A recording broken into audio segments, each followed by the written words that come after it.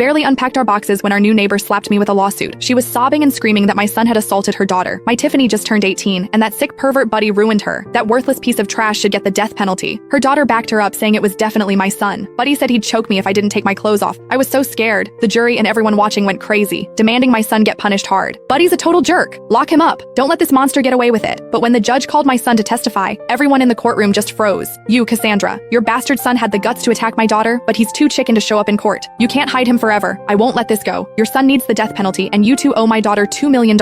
In court, Brenda was glaring at me like she wanted to kill me. Her daughter Tiffany was crying her eyes out, looking totally traumatized. I looked at them both coldly and said the same thing I'd been saying. My son didn't assault Tiffany. He couldn't have. Find whoever actually did this and stop trying to blame my son. I never thought I'd end up facing Brenda and Tiffany in court. The day we moved in, Brenda was so nice. She helped me carry stuff and said we were neighbors now. Told me to come to her if I needed anything. When I mentioned I had a son, her whole face lit up. She introduced me to her daughter Tiffany, saying it must be fate. But that same night, she came pounding on my door with a disheveled Tiffany, saying my son Buddy had assaulted her. I was shocked. I told her my son would never do that, but Brenda wouldn't listen. She was convinced my son did it, and Tiffany was crying, claiming my son dragged her from the hallway to the rooftop and assaulted her. No matter what I said, these two came after my son like hungry wolves. They demanded $1 million settlement and insisted my son marry Tiffany, or they'd call the cops and make sure he rotted in jail. I knew my son couldn't have done this, and the $1 million demand was ridiculous. I flat out refused. I never expected them to actually sue me. When I denied everything, Brenda lost it. Impossible? Cassandra, open your damn eyes and look at Tiffany's injuries. Brenda ripped open Tiffany's jacket, showing horrible bruises all over her body. These bruises, your bastard son did this. My Tiffany is only 18. Tiffany was shaking as she looked at me, tears streaming down her face. Cassandra, Buddy did all this. He even threatened to choke me if I didn't take off my clothes. I was so scared. Brenda hugged Tiffany, and they both started crying right there in court. And I just watched them with zero emotion. The people in the jury box started yelling at me. Shameless. Her own son did something so disgusting, and she's still denying it. She's trash too. The apple doesn't fall far from the tree. Poor Tiffany. So young to go through this. She'll never get over it. Everyone was criticizing me, but I didn't care. I acted like it had nothing to do with me. Tiffany cried even harder. Cassandra, it was clearly Buddy. Why won't you admit it? I'm only 18. How can I face anyone after this? How am I supposed to live? She was crying and hitting her head, and her despair made a lot of people in the room cry too. Brenda was furious, pointing at me. Cassandra, you have a kid too. How can you be so heartless? If your daughter was the victim, would you still be this cold? I laughed. My son's being accused of something he didn't do. What's wrong with defending him? I knew for a fact that my son Buddy was absolutely incapable of doing something this insane, but they just thought I was making excuses. The whispers from the jury got louder. This woman is the worst. She's lost all sense of right and wrong just to protect her son. If the mother's this shameless, imagine what the son's like. The courtroom turned into chaos. The judge frowned and banged his gavel. Order, since both—